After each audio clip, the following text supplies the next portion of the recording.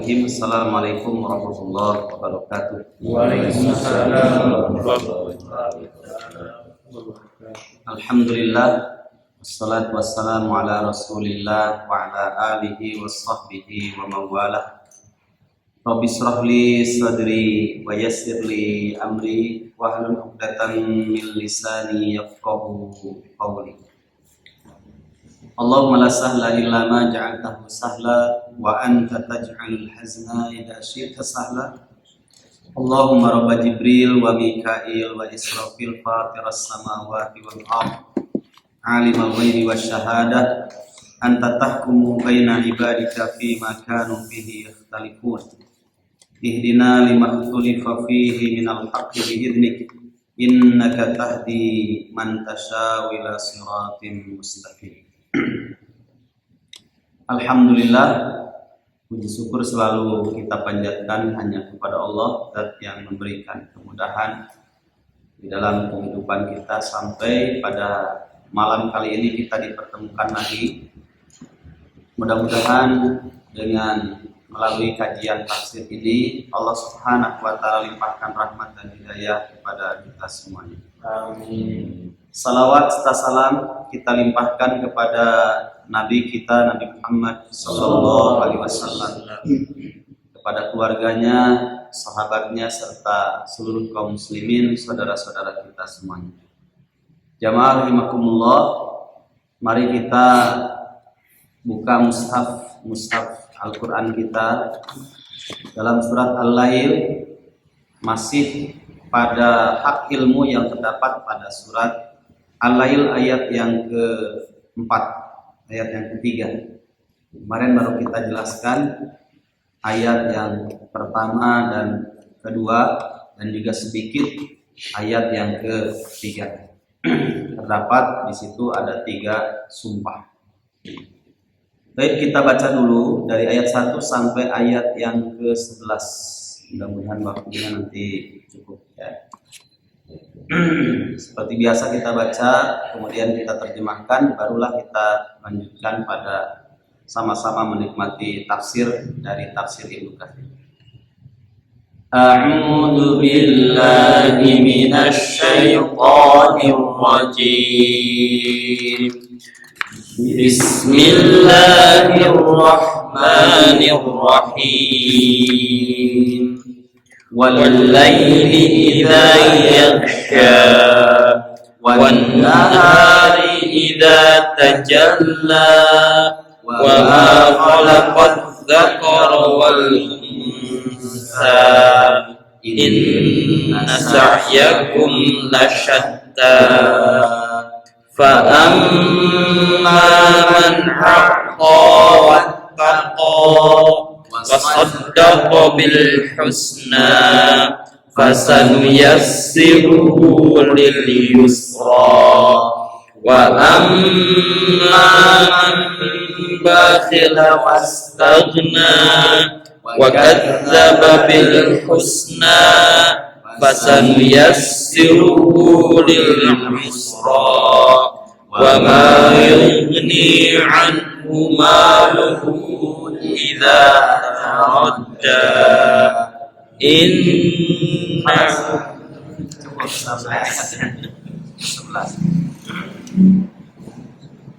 A'udzu, aku berlindung kepada Allah. A'udzu, aku berlindung billahi kepada Allah minasyaitani, dari godaan setan, ar-rajimi, yang terkutuk. Bismillahi, dengan nama Allah, siapa Allah, Ar-Rahmani, yang maha pengasih, Ar-Rahimi, maha penyayang. Wal-laili, demi malam, idza yaghsha, apabila menutupi cahaya siang. Wan-nahari, demi siang, idza tajalla, apabila telah terang-terang. Wa ma khalaqal dzakara wal untha, demi penciptaan terhadap laki-laki dan perempuan. Inna sa'yakum, sesungguhnya usaha kalian di dunia ini, lasyatta, beraneka ragam, bermacam-macam. Fa amma man a'ta wattaqa, maka siapa saja orang yang aqta suka memberi, wattaqo dan bertakwa, wasaddaqa dan membenarkan bil husna dengan sesuatu yang terbaik. Nanti tafsirnya kita tahu apa itu husna. Fasanu yassiruhu, maka sungguh kami akan terus berikan kemudahan kepada orang itu. Lil yusra, untuk menuju jalan kebahagiaan, jalan kemudahan. Wa amman, adapun orang siapa saja bakhila yang kikir, bakhil, wastaghna dan merasa dirinya cukup, wa kadzdzaba dan dia mendustakan bil husna sesuatu yang terbaik, mendustakan sesuatu yang terbaik. Apa husna di situ? Nah, nanti ada tafsir. Fasanu yassiruhu, maka kami akan terus berikan kemudahan bagi orang itu, lil usra, menuju kesukaran, kesusahan. Dimudahkan jalannya menuju kesusahan. Wa ma yughni, dan tidaklah memberikan manfaat anhu pada orang itu, apa yang tidak akan memberikan manfaat kepada diri orang itu, maluhu, hartanya, ida taradda, apabila dia sudah tiada, sudah binasa. Jamaah rahimahullah, mari kita sama-sama menikmati tafsirnya dari surat Al-Lail. Pada kesempatan sebelumnya kita sudah mempelajari rahasia di balik 3 sumpah. 3 sumpah yang Allah jadikan sumpah di awal surat pada ayat ke-1 dan ke-2 sampai yang ke-3. Allah ciptakan adanya malam, Allah ciptakan adanya siang. Bahkan di dalam ayat yang lain sebelum menyebutkan waktu malam dengan sumpahnya, Allah juga mengawalinya dengan kalimat waktu senja, ya, dan dijadikan sebuah lagu, senja datang sambut sang bulan. Ada kan lagunya? Tapi jangan diteruskan, nanti banyak yang minta tanda tangan repot juga. Wal laili idza yaghsha wan nahari idza tajalla. Dalam lipatan-lipatan kehidupan itu adanya malam dan siang. Itu selalu saja Allah SWT ciptakan berpasang-pasangan. Tidak mungkin tidak.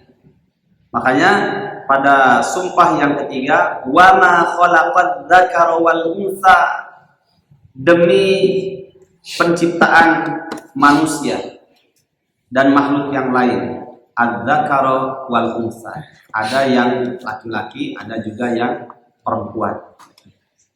Jamaah rahimakumullah, kita lihat tafsirnya di sini. Wa ma khalaqad dzakara wal untha, kaqaulihi ta'ala, ini persis sebagaimana firman Allah Subhanahu wa taala pada surat An-Naba ayat yang ke-8. Wa khalaqnakum azwaja, dan kami telah menciptakan kalian wahai manusia azwaja, selalu berpasang-pasangan. Laki-laki adanya perempuan, ada yang cantik, ada yang ganteng, ada juga yang tinggi, ada yang pendek, ya. Ada yang ramping, ada juga yang bulat, ya. Nah, itu selalu saja Allah ciptakan berpasang-pasangan. Maka dari itu tidak mungkin ada kehidupan tanpa Allah menciptakan 2 pasangan yang berbeda.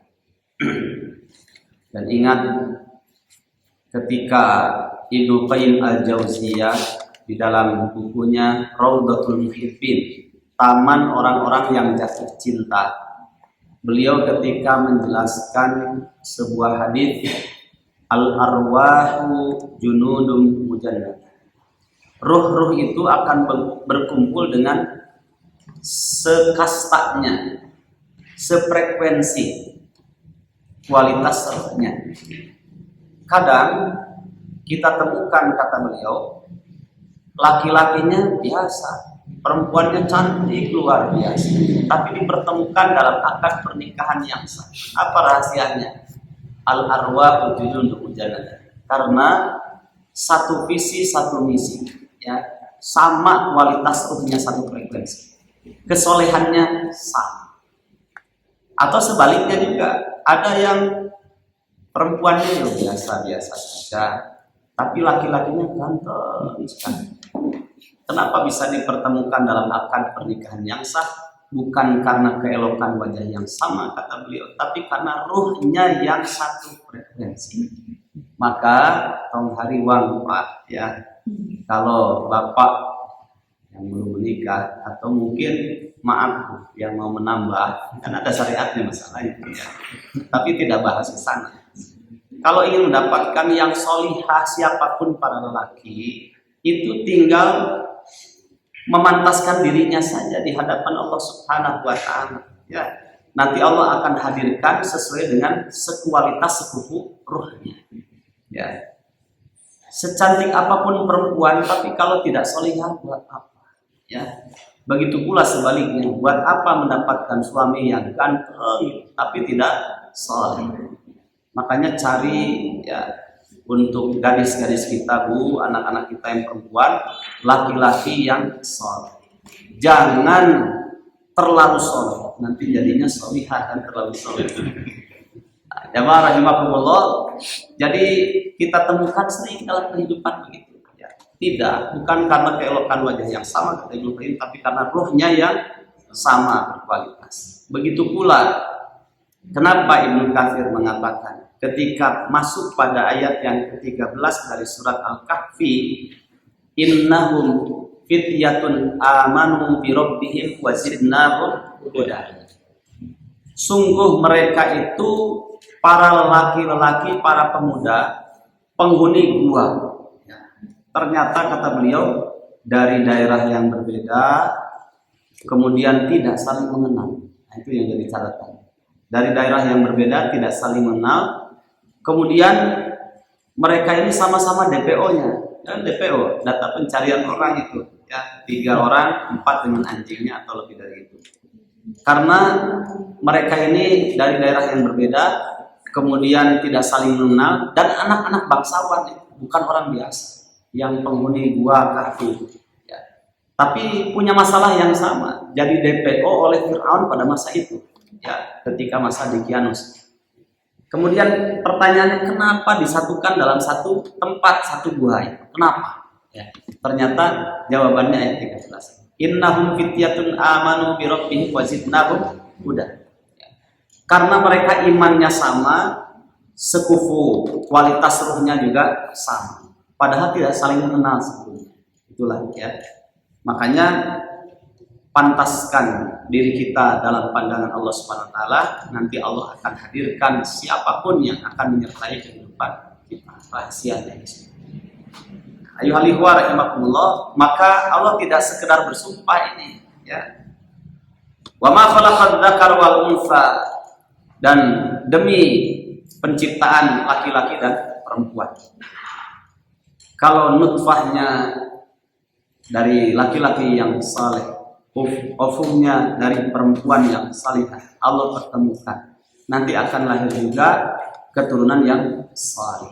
Dijaga keimanannya oleh Allah Subhanahu wa Ta'ala. Kemudian karena orang tuanya memilih jalan yang benar, kemudian dikembangkan jalan yang benar itu sampai pada anak keturunannya.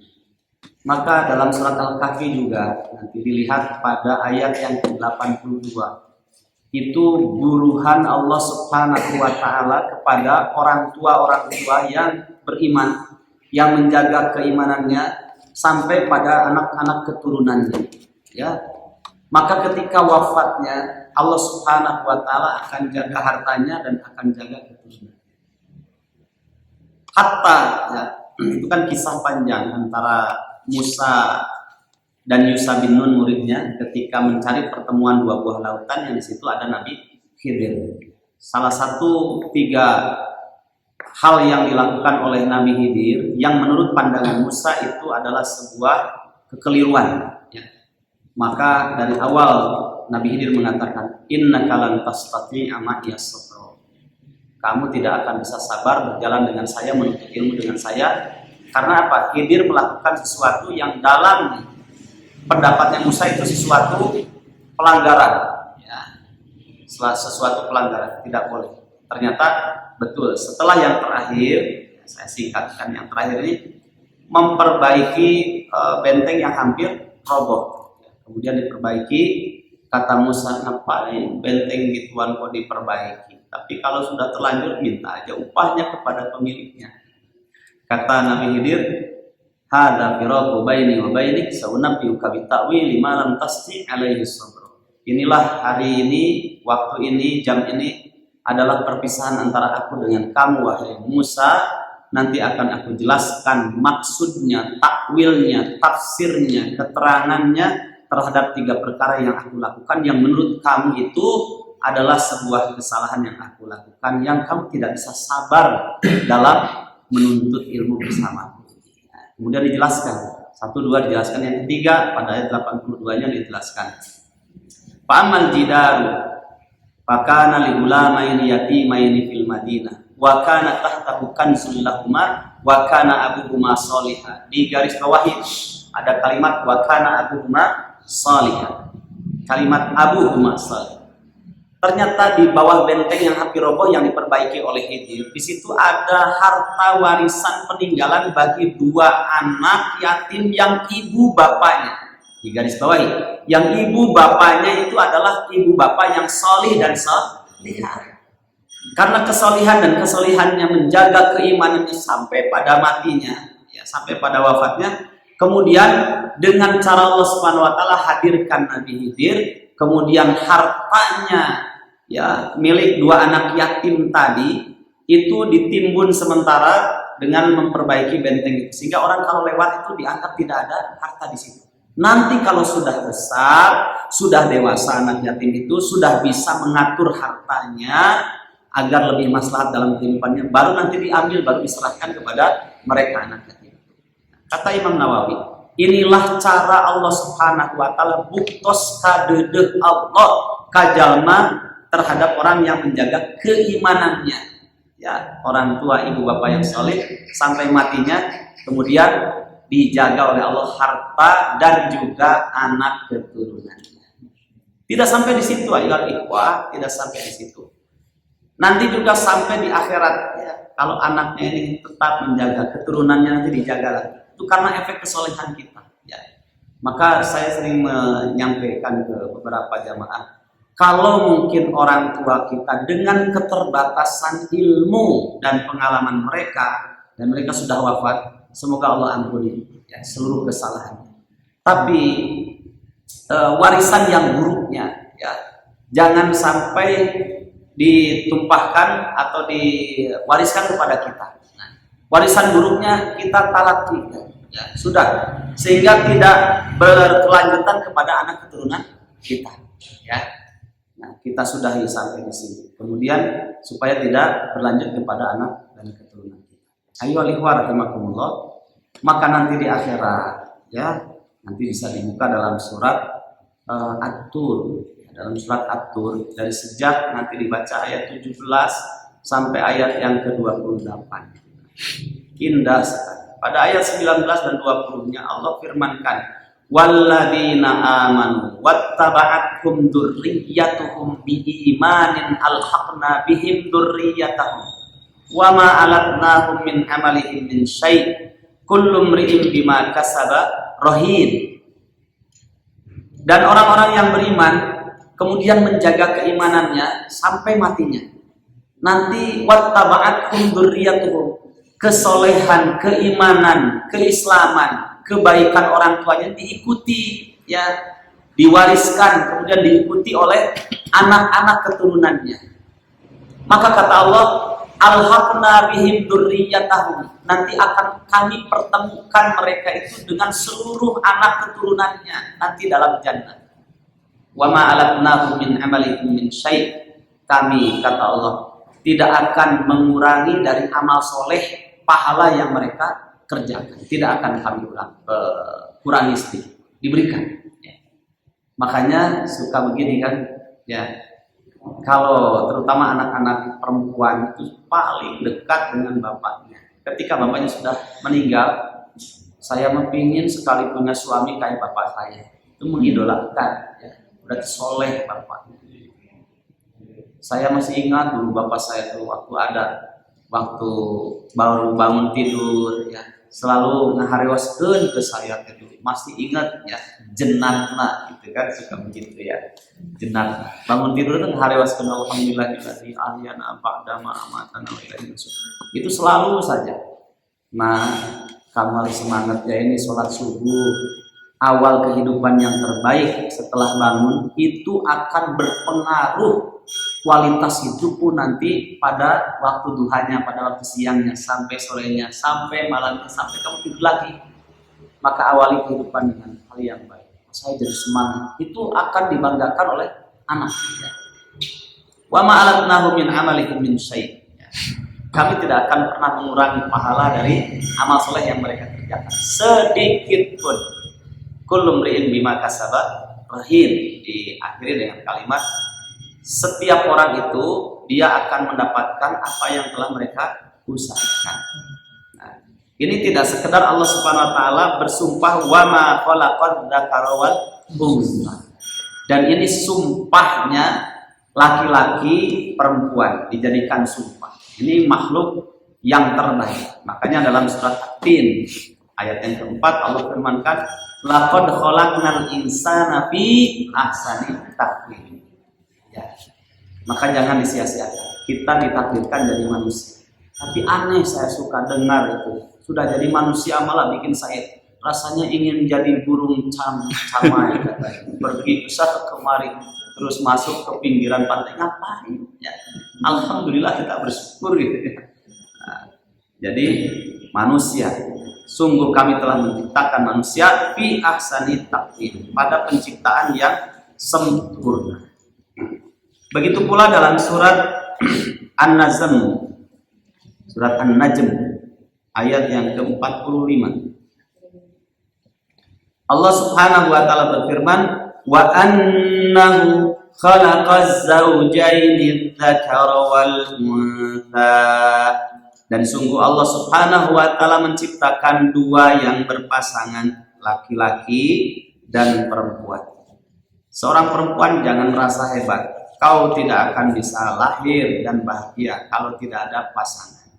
Laki-laki pun sama, jangan merasa hebat ya, karena tidak akan kamu hidup kalau tidak ada perempuan. Kalau dalam bukunya kalau tidak salah penulisnya Dr. Robin Asirjan dalam masalah buku Memuliakan Ibu.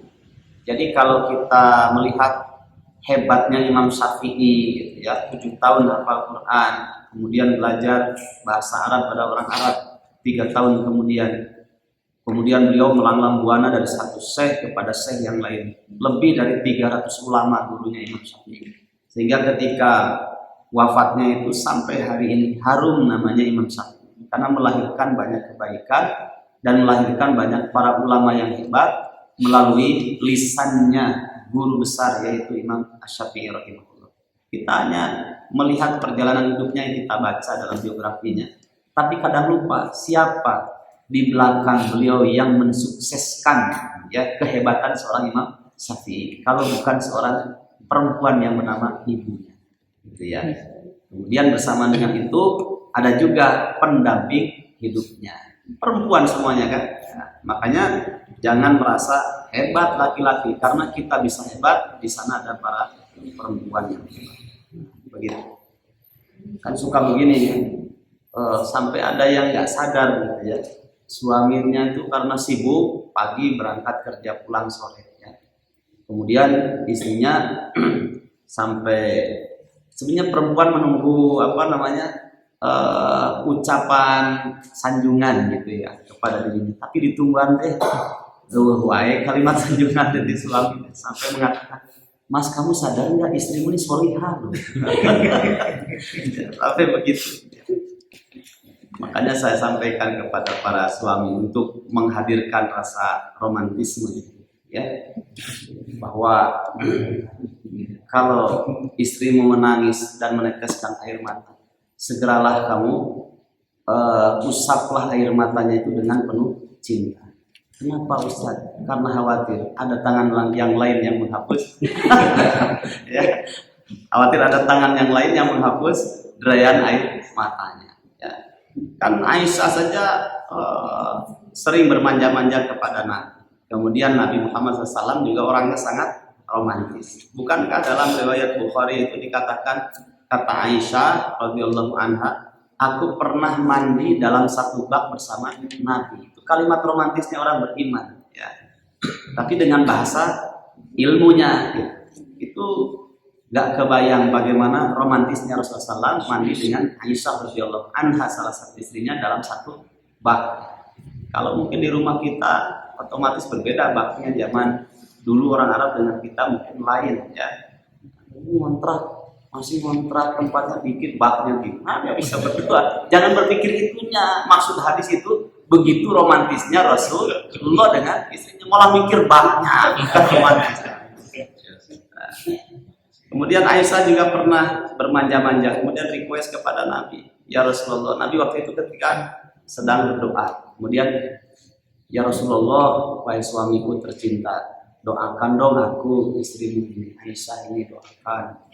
Kemudian kata Nabi mengadakan kedua tangan, menambah doanya. Padahal sudah selesai, menambah doanya. Itu kan bahagianya luar biasa. Request istri, ya bukan yang aneh-aneh sebenarnya istri itu, ya. Ada yang mengatakan, Mas ikut dong, ya cuma beli bensin balik lagi bahagia. Ya. Ini doa, ya Rasulullah, doakan dong. Ini didoakan oleh Nabi. Apa doanya?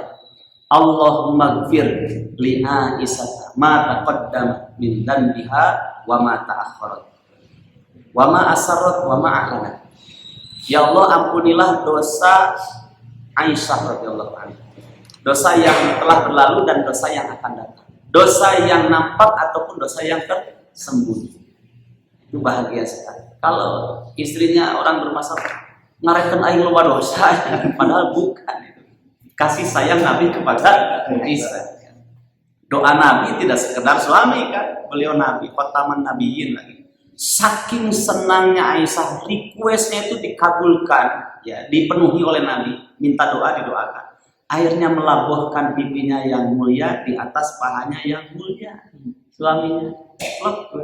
Kemudian Nabi mengatakan, ya Aisyah, doa ini juga aku lantunkan setiap sholat 5 waktu untuk umatku. Romantis Nabi itu, bukan hanya kepada istrinya, kepada umatnya, ya. Apa doanya? Allahumma gfir li ummati ma taqaddamat min dhanbihim wa ma ta'akhkharat wa ma a'lanu wa ma asarru.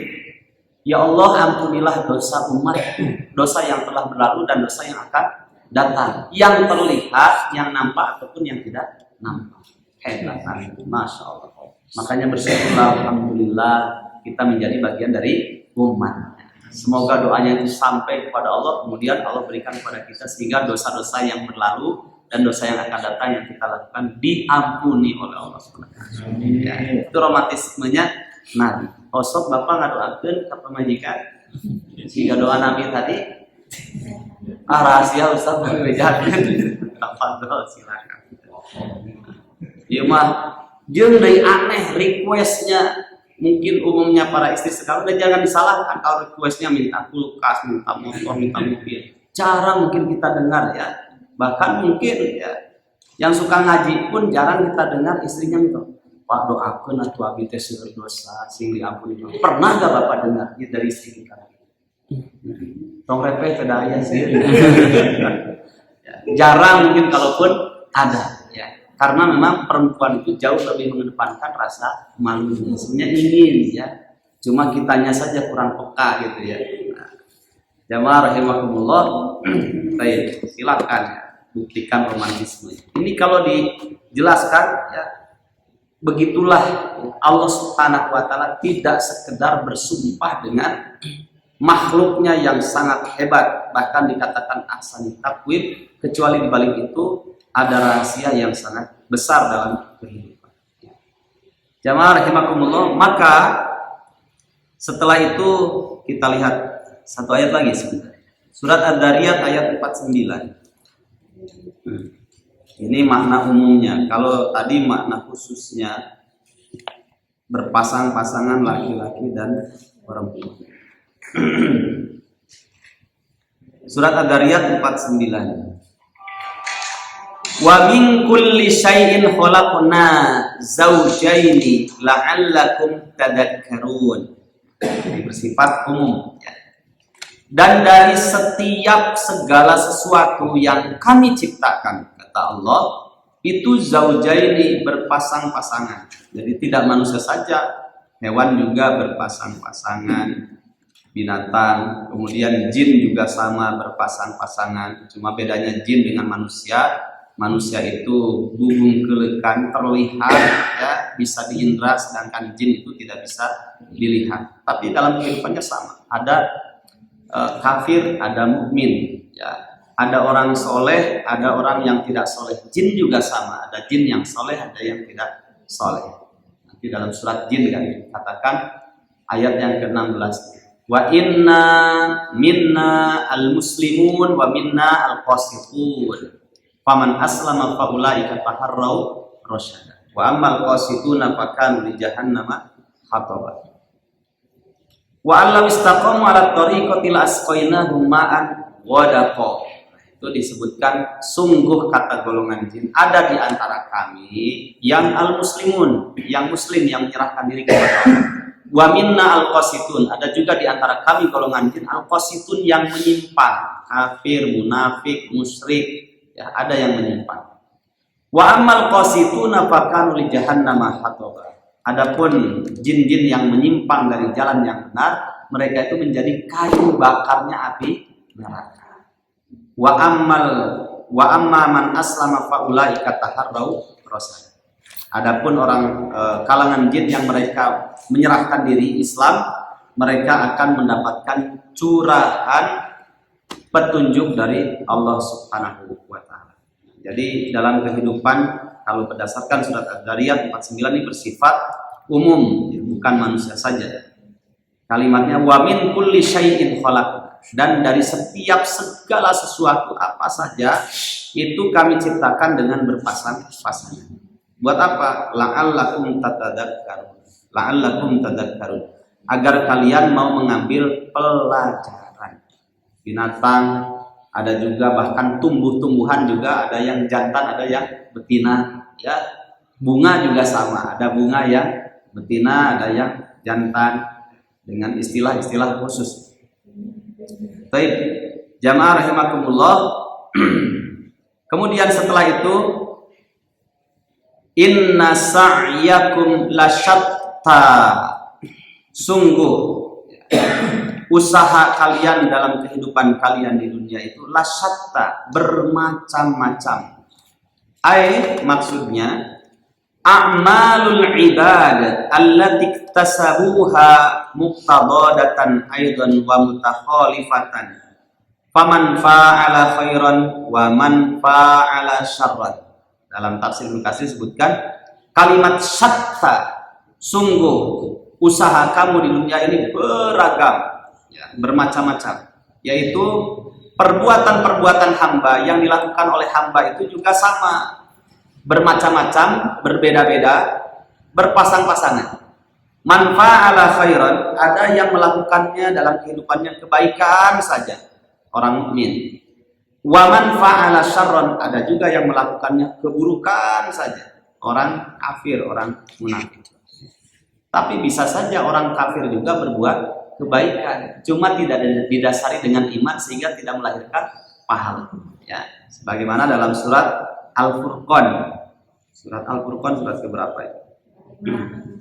Surat 25. Nah, coba kita lihat surat 25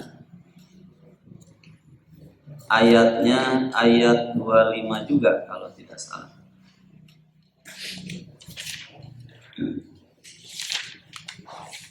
Ayat 23. Surat 25 ayat 23. Wa qadimna ila ma amilu min amalin faja'alnahu haba'an manthura. Dan kami hadapkan apa yang telah mereka perbuat dari perbuatannya, kebaikan maksudnya, yang dilakukan oleh orang kafir, faja'alnahu haba'an mansura, maka kami jadikan dari perbuatan baiknya itu seperti debu yang berterbangan, tidak berpahala karena tidak dasari dengan iman beramal soleh. Maka di dalam loyalitas dan anti loyalitas pun terbagi menjadi 3, karena manusia ini kaitan dengan kebaikan dan keburukan tidak terlepas dari 3. Ya, coba kita lihat. Syekh Muhammad Sa'id Al-Qahtani menjelaskan ada 3. 1, orang kafir. Apapun yang dilakukannya orang kafir, baik atau buruk, tetap sama dengan buruknya. Ya. Ini orang kafir. Kemudian yang kedua, maka harus memberikan barok atau anti loyalitas total. Ya. Ayatnya banyak, diantaranya surat Al-Maidah. Surat Al-Maidah ayat yang ke-51. La yattakhidul mu'minuna al-kafirina awliya'a min dunil mu'minin wa may yatawallahum minkum fa innahu minhum innallaha la yahdil qauman fasiqin. Tidak boleh memberikan loyalitas kepada orang kafir, tapi harus sebaliknya. Ada yang kedua, mukmin. Orang mukmin ini loyalitas penuh, karena harganya ada dalam kebaikan. Harganya ada dalam kebaikan. Iman itu sendiri. Ini harganya ada dalam harga kefakirannya, ya, yang tidak ada harganya. Kefakirannya berarti buruk karena kafir. Ini banyak sekali ayatnya tentang bagaimana wajibnya kita untuk memberikan loyalitas kepada orang mukmin. Di antaranya ayat ini juga termasuk. Kemudian termasuk juga dalam surat Al-Mujadalah ayat yang terakhir, ayat 20. Kemudian yang ketiga, ini orang-orang muslim yang fasik, ya. Kita berikan loyalitas kepadanya. Ukurannya apa? Ketika dia berbuat baik, berbuat keislaman, berbuat kebaikan, dan kita buktikan anti loyalitas kita, ketidaksukaan kita, kebencian kita kepada saudara kita orang muslim tapi fasik, muslim tapi fasik. Sebatas apa? Ketika dia melakukan keburukan, ya, atau maksiat. Nah, kita sering salah dalam hal ini, ya. Sering salah juga dalam hal ini. Lebih banyak lagi kita bersikap sering keliru banyak dalam hal ini, ya. Udah tahu dia orang kafir, ya. Kemudian kita berikan loyalitas kepada orang kafir. Itu kekeliruan yang sangat besar. Contoh, sudah jelas kemarin kasus Natal, ya. Kemudian juga yang menyuburkan kekafirannya orang kafir, itu orang kafir yang orang munafik yang kafirnya tanpa sadar, seperti orang-orang jil, ya, yang menguatkan kekafirannya orang kafir. Itu dengan statement-statementnya luar biasa, dengan mengatakan nggak apa-apa, itu kan biasa saja, ya, biasa saja. Bahkan orang merobek Al-Quran nggak apa-apa, ya, biasa saja, karena itu hanya kertas saja. Nah, itu yang menyatakan kan orang-orang munafik, ya, yang sangat berharga kehidupan mereka dengan mensukseskan visi-misinya orang kafir. Itu suka salah. Ada yang kedua, kita juga kadang keliru kepada orang mukmin, ya. Akhirnya tidak memberikan loyalitas atau kecintaan kepada orang mukmin itu gara-gara hal yang bersifat pribadi, ya. Kita lupa mensikapi orang mukmin dengan satu kesalahannya atau kekurangannya seperti mensikapi orang kafir. Contoh ya, dalam hal biasa sebenarnya, urusan fikih misalnya, ya, urusan fikih. Takbiratul ihram kan ada yang di sini, boleh pilih sebenarnya wilayah fikih, ada yang di sini. Kita misalkan meyakini di sini, sedangkan imam itu di sini. Akhirnya kita nggak mau bermakmum kepada orang itu. Ya, padahal urusan fikih. Ya. Harusnya orang mukmin itu kan diberikan loyalitas. Allahu Akbar. Ada yang di sini, ada yang di sini, ada yang di sini. Bahkan ada yang di sini. Ini tidak selalu Syiah, cuma salah satu di antara sholatnya Syiah begini, tapi tidak selalu Syiah. Ada yang di bawah. Misalkan nyimpannya ada yang di sini, ada yang di lutut, pusat, ada juga yang di bawah, tutupi ininya, ada Allah. Nah, sebenarnya menjadinya ada orang mati gitu. Mau sholat di sini, akhirnya dia lebih baik sholat sendiri daripada sholat berjamaah karena imamnya berbeda. Allahu Akbar. Pas ruku, kita biasanya misalkan memilih tangan dulu daripada lutut. Lihat imamnya, siapa magenin turunnya, malah akhirnya dia sholat sendiri. Padahal urusannya bukan urusan akidah, urusannya masalah fikih. Ya. Saya pernah mengatakan boleh, tangan dulu boleh, baru lutut, atau lutut dulu baru tangan. Yang nggak boleh tuh nggak lutut dulu, nggak tangan dulu, itu yang masalah. Nah itu yang masalah. Itu masalah fikih. Ya. Gara-gara salah, bukan salah hitungan, beda kesepakatan dasar, ya dasarnya, dan itu diperbolehkan urusan khilafiyah antara sekian derajat, yang ini sekian derajat. Akhirnya selisih 1 hari dalam urusan penetapan kapan tanggal 1 Ramadan. Ya. Kalau di sini Ramadan kapan? Tanggal 1. Alhamdulillah sama. Itu yang harus kita sepakatinya itu. Bukan harinya, tapi sama-sama 1 Ramadannya. Yang kita permasalahkan bukan tangan dulu baru lutut, tapi apa? Ya. Sujudnya yang kita persoalkan, bukan tangan dulu kemudian lutut dulu, tidak. Tapi yang kita persoalkan adalah justru yang tidak sholat yang masuk. Baik.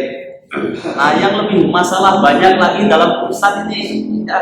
Padahal ukurannya baik dan buruknya itu yang jadi ukuran. Orang muslim yang fasik, kita suka menjas seseorang ketika kita lihat yang dilakukannya itu adalah misalkan ngusep lah gitu ya.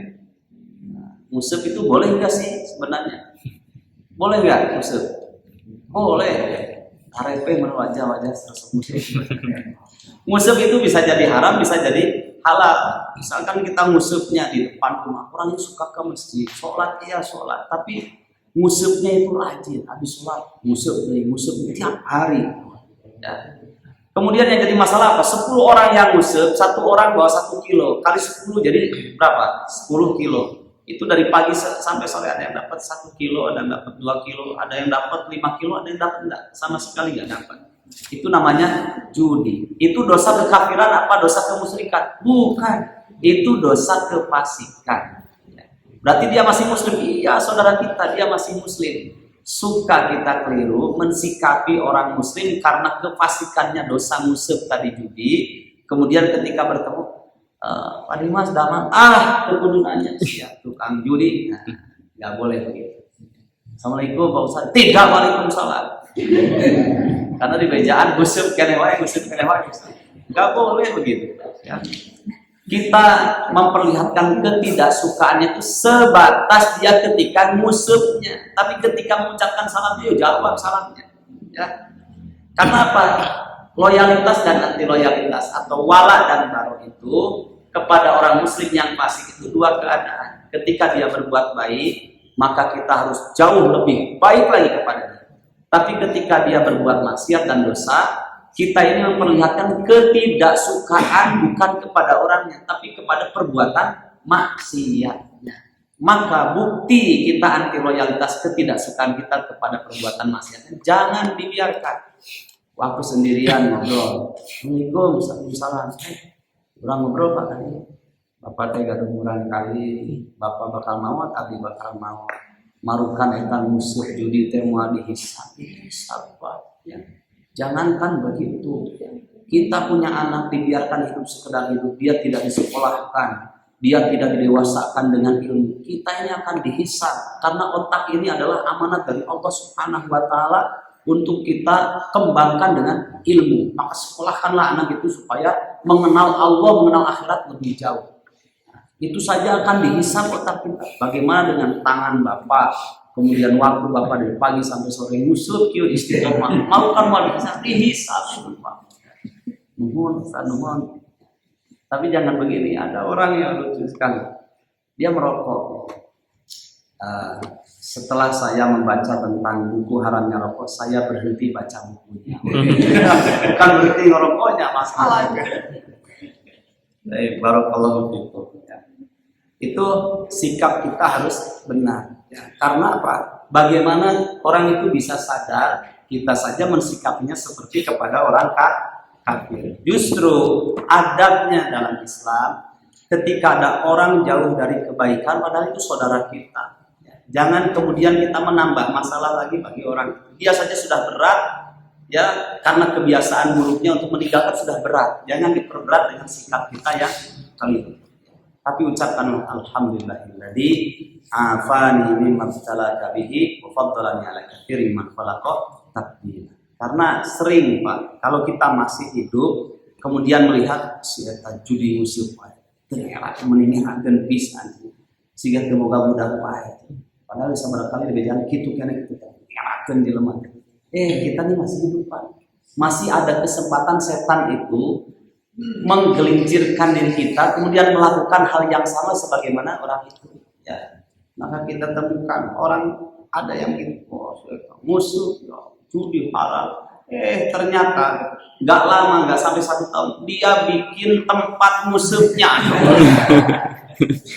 Orang yang musuh kemudian judi itu dosanya untuk pribadinya. Tapi orang yang memfasilitasi untuk judi itu berapa ratus orang yang judi di situ dia dapat royaltinya. Dosanya itu dari orang yang judi. Kalau yang judinya 100 orang dia dapat juga 100 dari dosa orang yang melakukannya. Namanya dosa jariah. Ya. Jamaah rahimakumullah, hati-hati. Makanya pas lihat seperti itu segeralah bertahmid kepada Allah SWT. Segala puji hanya milik Allah yang telah menyelamatkan diriku dari perbuatan dosa sahabatku itu tidak diberikan kepada kita. Ya, kita bertahmid kepada Allah. Kemudian wafadolani ala katsirin man khalaqa taqdira. Semoga Allah dan dialah Allah yang telah memberikan keutamaan yang banyak kepada diriku dibandingkan kepada yang lainnya dalam hal itu. Baik, kita lanjutkan. Inna sa'yakum lasyatta. Sungguh perjalanan hidup kalian di dunia ini bermacam-macam ya. Antara baik dan buruk. Dan tidak ada seorang pun sesoleh apapun kecuali ada 2 hal yang terjadi pada dirinya. 1, bisa saja dia selama ini berbuat baik tapi akhir hayatnya dalam keadaan buruk. Na'udzubillah. Ada juga yang dia berbuat buruk tapi akhir hayatnya kemudian berbuat baik ya. Maka celah-celah sebab-sebab yang menjadikan tergelincirnya kita kepada keburukan jangan kita wujudkan dalam kehidupan kita. Sebab-sebab salah satunya tadi menghinakan orang yang berbuat keliru. Jangan, tapi kasihlah dia solusi ya. Itu bisa menjadi sebab kembali kepada kita. Dan ingat, ini rahasia kehidupan Pak ya. Dan para ulama membahasnya. Kalau misalkan kita membahas urusan zakat dibahas dalam obrolan dengan tetangga siapa, nggak lama Allah akan memuji kita dengan persoalan itu ya. Ketika sampai pada nisabnya, aduh iya geningan jadi kurang ini 85, seharga 85 gram emas sudah sampai ini harta saya, berarti harus dikeluarkan 2,5%. Wadah makanya gitu ayah samiliar 2,5%-nya berapa coba? Hah? 100 berapa itu?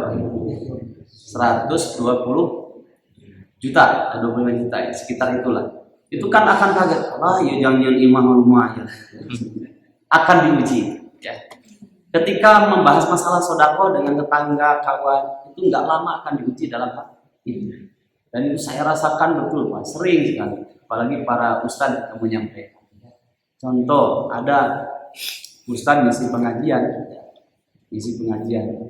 ngebahas masalah jadilah kita sebagai contoh bagi anak kita. Harus kalau kita orang tuanya soleh, anak kita juga akan soleh. Cerita tentang ketika tabligh akbar itu terganggu sekali. Ada anak kecil lompatan sampai merusak mic-nya. Kemudian ketua panitianya itu sampai jewer anak itu, kemudian pulang anak saya. Udah selesai, Ustadz punten terus senang dikaganggu saja kirang konsentrasi itu kamu daksa di sini tuh pun aneh. Jadi no era sa panitia ada yang kedua kejadian lagi. Ngebahas apapun makanannya, minumannya sodakoh yang terbaik. Dibahas masalah sodakoh yang terbaik. Ya, ujiannya juga dalam hal itu, Pak. Dia pulang. Ini ustadz kampung ini, bukan ustadz yang terkenal itu, bukan. Ini ustadz kampung. Ustadz yang terkenal lebih besar lagi masalahnya itu. Ini ustadz kampung udah pulang. Dia tanya kepada kan anaknya tuh ikut, yang bungsu anak yang kelima ikut. Yang hampir selesai ceramah, anaknya yang bungsu tadi pulang. Si ustadznya pulang, ngebahasnya sodakoh. Sodakoh itu yang terbaik, harta yang terbaik. Jangan harta yang biasa, meskipun itu boleh. Pulang, ternyata ada anaknya yang pertama, perempuan. Pas lihat ke belakang, Ari Canegar, kemana nih bapaknya? Duka tadi cana ku si Ade, bapak. Kemana si Ade? Duka. PT kurun yang bawa duit 300.000. Bapak, tuh cuma ada deh kenging artos 300.000. Di mana ngajual Canegar? Bawa Canegar itu mahal sejuta lebih. Kamana cina ke pasar hewan. Terus duitnya kemana tuh? Bari di sodakoh tuh Pak Abdi. Dasar bapak, sodakoh yang terbaik. Dalam surat Al-Imran ayat 92, lan tanalul birra hatta tunfiqu mimma tuhibbun. Kalian tidak akan sampai kepada kebaikan yang diinginkan oleh Allah SWT sampai kalian mensedekahkan, menginfakkan harta kalian yang paling kalian cinta. Eta mah rek nyarekan kumaha bener. Nah, sering begitu, Pak. Akhirnya soleh mana teh balik ke keneh usah kacengakan. Masalah.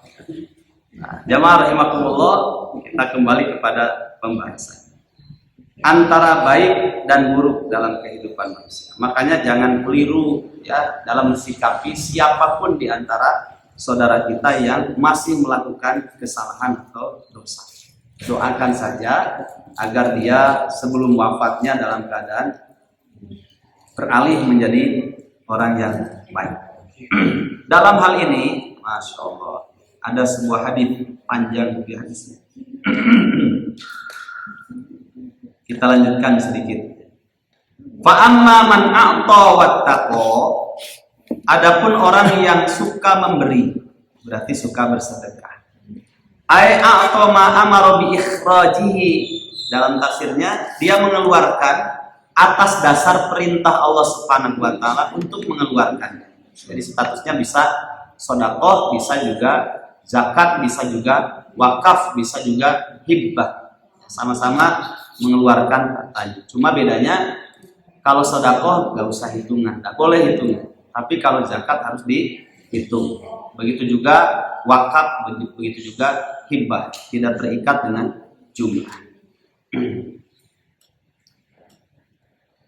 Wattaqullaha fi umurihi, dan selalu bertakwa kepada Allah dalam seluruh urusannya. Takwa itu kan bersifat umum ya. Maknanya banyak sekali, tapi definisi secara umumnya kalau kita baca dalam tafsir Jalalain itu disebutkan at-taqwa huwa, takwa itu adalah al-imtithalu awamirillah wa ijtinabun nawahi. Melaksanakan apa yang menjadi perintah Allah Subhanahu wa taala, apapun perintahnya. Kalau sudah dikatakan apapun perintahnya, itu statusnya bisa yang wajib, yang sunnah atau mustahab. Ya. Sunnah itu dengan mustahab beda tipis, hampir sama. Kalau sunnah jelas-jelas ada perintahnya, ada contohnya. Tapi kalau mustahab itu dianjurkan, ya, dianjurkan. Seperti hal yang ma'ruf, ya. ngasih minum kepada orang yang membutuhkan. Ada orang mau mentas susah, kita bantu untuk kita pentaskan ya, untuk dia susah mungkin banyak mobil. Nah itu hal yang maklum, itu misalnya. Kemudian wasaddaqa bil husna, dan orang itu selain dia suka bersedekah kemudian bertakwa juga dia saddaqa bil husna, membenarkan sesuatu yang sangat baik. Ay bil mujazati ala dzalika qalahu qatada ats-tsawab. Yang dimaksud husna di situ adalah pahala. Al-husna di situ. Ada juga al-husna di situ adalah jannah. Jannah itu kan kumpulan kenikmatan, pahala juga. Tapi intinya adalah pahala. Ada orang yang tidak membenarkan pahala, ada juga orang yang tidak membenarkan adanya jannah. Kemudian dia mengatakan, seperti sebagian, tidak semuanya, sebagian sekte Kristiani, ada yang mengatakan kami ini meyakini adanya surga, tapi tidak meyakini kalau dalam surga ada kenikmatan. Ya sama saja tidak meyakini adanya surga. Ya. Kami ini meyakini neraka itu ada, tapi tidak meyakini kalau dalam neraka itu ada siksa. Ya sama saja tidak meyakini adanya neraka. Ya. Seperti orang yang mengatakan begini, kaitan dengan Asmaul Husna misalkan. Saya ini meyakini kalau Allah itu Al-Basir, Maha melihat. Tapi laisa lahul basira, tapi tidak memiliki penglihatan. Ya. Allah itu mendengar tapi tidak punya pendengaran. Ya, sama saja tidak meyakini kalau Allah itu As-Sami. Ya. Seperti itu. Karena ketika orang membaca pelajaran dalam Asmaul Husna, membaca As-Sami itu sudah mengandung di dalamnya sifatnya dan harus diyakini. As-Sami ini adalah asma Allah, salah satu nama dari nama-nama Allah Subhanahu wa taala, As-Sami. Ya, itu sudah mengandung di dalamnya sifatnya. Allah Maha mendengar. Ini As-Sami. Berarti sifatnya Allah punya pendengaran, Allah bisa mendengar. Nah, sama seperti begitu. Kalau kita meyakini adanya surga, sudah otomatis meyakini adanya kenikmatan di dalamnya. Dan kenikmatan surga itu adalah kumpulan pahala. Itulah yang disebut dengan Al-Husna. Al-Husna. Jamaah rahimakumullah, orang yang melakukan kebaikan, kemudian mengeluarkan hartanya, suka memberi, kemudian dia bertakwa, ya, menjaga kualitas ketakwaannya dan membenarkan adanya pahala. Termasuk pahala di situ adanya nikmat kubur. Ada satu kelompok dan di Indonesia juga ada. Tapi setelah saya Paluru, tahu Paluru Pak? Saya waktu itu baca di satu buku namanya Wami, lahir dari Wami. Wami itu kumpulan semacam lembaga ya, kumpulan para ulama. Itu di dalam buku yang diterbitkan oleh Wami menjelaskan tentang beberapa kelompok Islam yang menyimpang dalam persoalan akidah. Salah satunya kelompok itu ada di Indonesia. Di antaranya membolehkan nonton VCD porno, boleh. Kemudian juga meyakini tidak adanya adab kubur. Ya. Kemudian setelah saya Paluru, antara 5 orang yang saya tanya, kalau ustadznya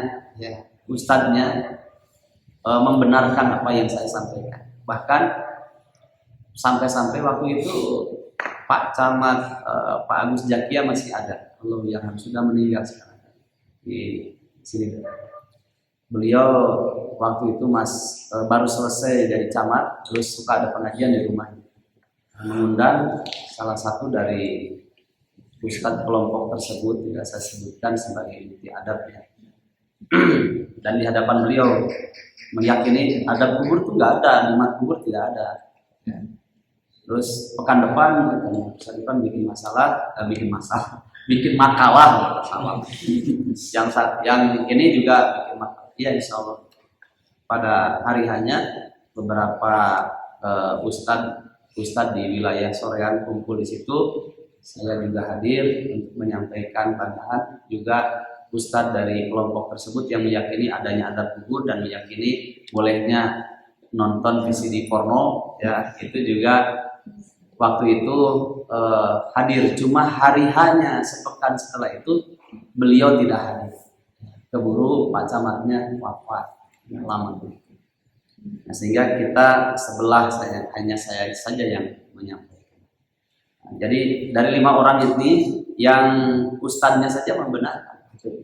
Iya katanya nggak ada adab kubur. Saya bilang dalam pembicaraan bertiga dengan Pak Camat, apa alasannya Ustaz meyakini tidak adanya adab kubur, tidak adanya nikmat kubur?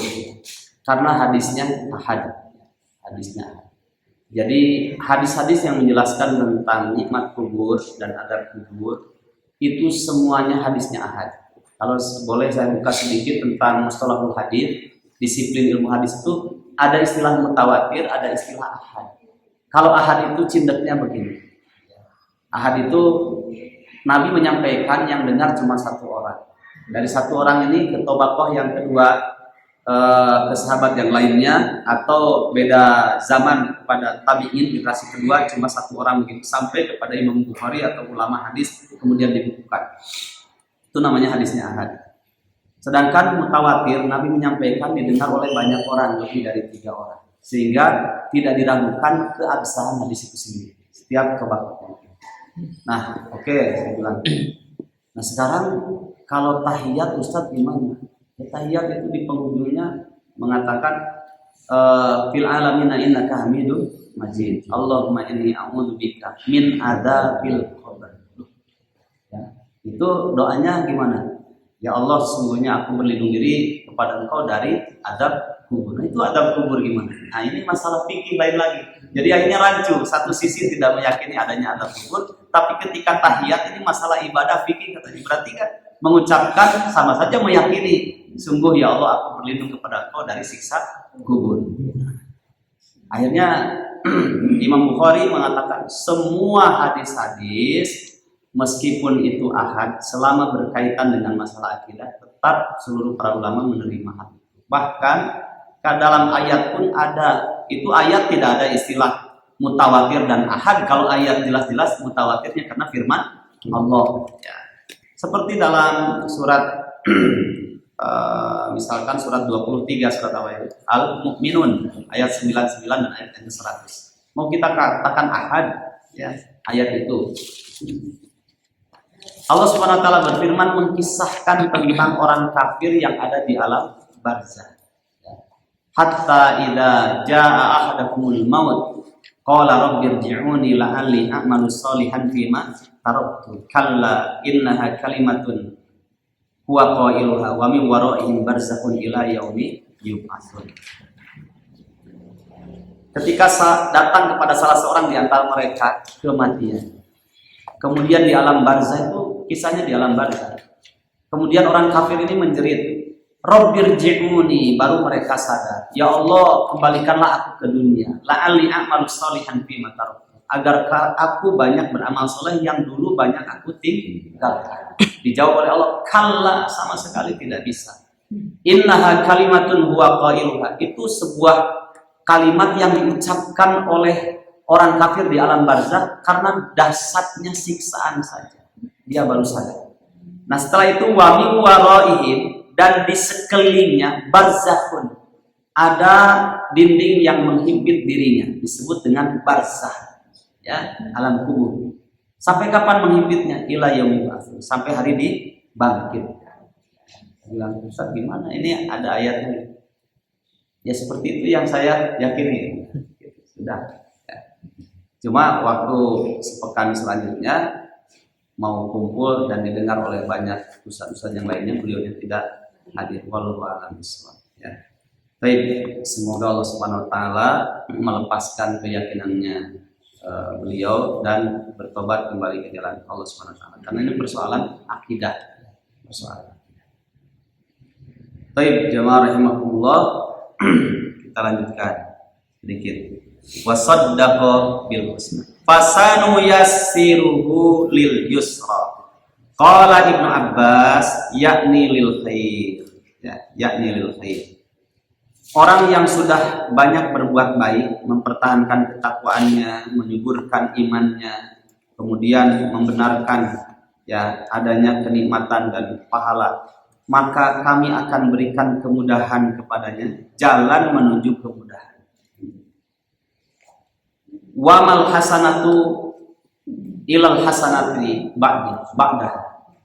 Kata Nabi, tidaklah satu kebaikan yang dilakukan kecuali setelah itu dia melakukan kebaikan yang sama, atau kebaikan kemudian melahirkan kebaikan yang lainnya. Karena apa? Dari sejak awalnya meniatkan hidupnya untuk kebaikan, sehingga menjadi bagian dari kehidupannya kebaikan itu, sehingga tidaklah melahirkan kecuali kebaikan pula. Ini namanya fasan yasiruhu lil yusra, dan jalan untuk menuju kebaikannya diberikan jalan kemudahan sehingga dia mudah untuk melakukannya. Makanya kalau kita dimudahkan oleh Allah melakukan kebaikan, semata-mata bukan karena kehebatan kita, kecuali karena Allah Subhanahu wa taala ridho kepada kita, dan Allah izinkan itu terjadi dalam kehidupan kita. Orang yang merasa hebat itu justru disalahkan ya. Coba nanti lihat di dalam surat surat Az-Zukhruf kalau tidak salah. Surat Al-Hujurat, maaf ya. Dalam surat Al-Hujurat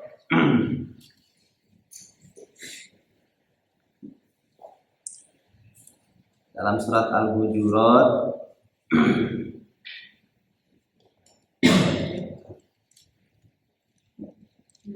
ayat 17 tidak. Yamunnuna alaika an aslam qul la tamunnu alayya islamakum. Betul, Al-Hujurat ayat 17. Sudah ketemu? Nah, ini pelajaran besar bagi kita. Yamunnuna alaika an aslamu. Mereka, ada satu kabilah di Madinah itu masuk Islam, kemudian mereka punya banyak kebaikan, jasa dalam Islam. Yamunnuna alaika an aslamu. Mereka menyampaikan jasa-jasa mereka atas keislaman mereka kepada Muhammad. Saya sudah sedekah ini, saya sudah wakaf ini, saya sudah melakukan yang besar dalam Islam begini. Kul, katakanlah oleh Muhammad, la tamunnu alayya islamakum. Katakanlah kepada mereka, janganlah kalian menyebut-nyebut jasa-jasa kalian dalam Islam. Sudah ini, sudah itu, jangan. Balillahu yamunnu alaikum an hadakum lil iman in kuntum shadiqin. Justru Allah Subhanahu wa taala kalau mengukur-ukur jasa, Allah jauh lebih besar jasanya kepada kalian dibandingkan kalian dalam melakukan kebaikan untuk Allah. Ya. Itu jauh lebih besar Allah Subhanahu wa taala. Kenapa? An hadakum lil iman in kuntum shadiqin. Allah lah yang memberikan petunjuk kepada kalian untuk melakukan keimanan, kebaikan, amal saleh. In kuntum shadiqin, jika kalian orang-orang yang jujur. Dalam teguh saja mau jadi sifat buruk ya. Kamu tahu nggak? Selama ini taunya kan itu besar. Cuma saya marepet karena gereja tadinya unggul gitu. Iya, besar. Itu namanya menyebutkan jasa-jasa dalam keislaman. Jangan ya. Karena kita tidak bisa melakukan hal yang besar, kebaikan apapun, bahkan sekecil apapun tidak bisa kalau tidak diberikan petunjuk oleh Allah. Baik, barakallahu fikum. Itulah makna fasanu yassiruhu lil yusra.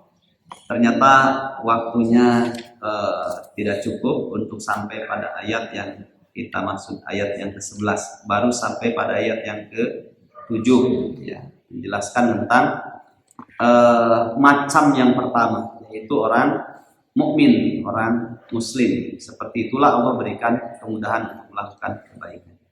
Baik, barakallahu fikum. Yang benar dari Allah, yang keliru dari diri saya sendiri. Semoga Allah Subhanahu wa taala mengampuni dosa kita semuanya. Amin. Sebelum saya tutup, saya ingatkan diri saya pribadi juga jamaah semuanya.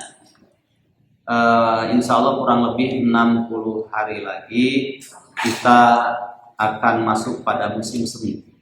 Musim semi bagi orang Islam. Di sana ada Rajab, kemudian nggak lama Sya'ban, yang sangat kita rindukan Ramadan. Orang mukmin seperti yang dilakukan oleh Sa'ad bin Abi Waqqas ketika tanggal 1 Syawal beliau nangis ya. Ditanya oleh seorang sahabat, kenapa aku menangis? Karena aku takut sekali sehingga aku bersedih, khawatir tahun depan aku tidak bisa bertemu lagi dengan Ramadan. Jadi kesedihannya itu sudah di awal. Makanya dalam sejarah para sahabat 6 bulan, kalau kita ukur dengan sahabat kita terlambat sebenarnya, tinggal 2 bulan lagi kan masuk Ramadan. Mereka 6 bulan sebelum datangnya Ramadan itu sudah berhenti dari aktivitas dunia. Jangan harulan ya. 6 bulan itu berhenti dari aktivitas dunia. Terus di mana mereka?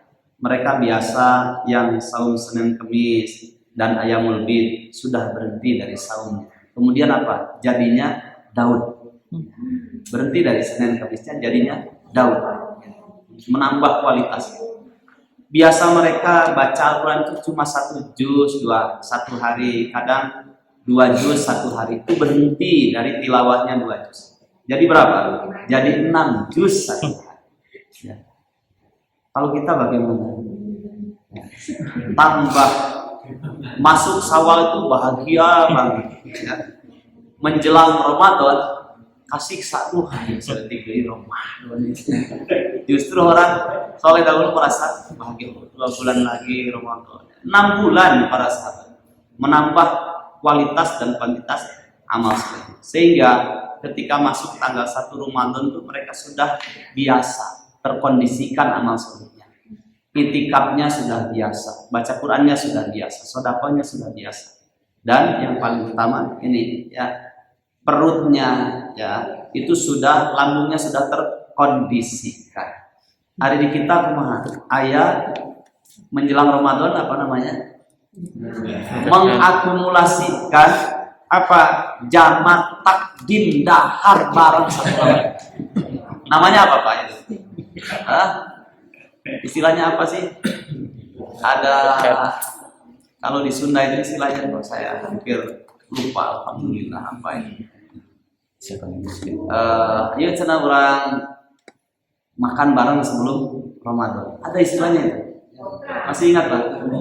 Enggak ada. Sopo sih munggahi. Munggahan. Siapa yang munggah?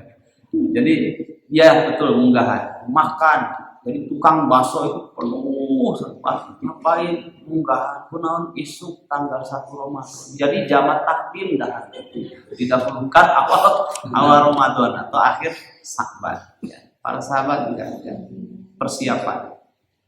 Tapi itu saja mengingatkan saya untuk dan juga jamaah untuk persiapan 2 bulan lagi. Meskipun dalam ukuran orang-orang soleh dahulu sahabat itu terlambat karena mereka 6 bulan sebelum Ramadan. Bahkan Sa'ad bin Abi Waqqas beliau bersedih di awal Sya'ban, di awal Syawal. Berarti 11 bulan sebelum datangnya waktu Ramadan sudah bersedih. Khawatir nggak ketemu lagi dengan Ramadan. Baik, assalamualaikum warahmatullahi wabarakatuh. Waalaikumsalam warahmatullahi wabarakatuh.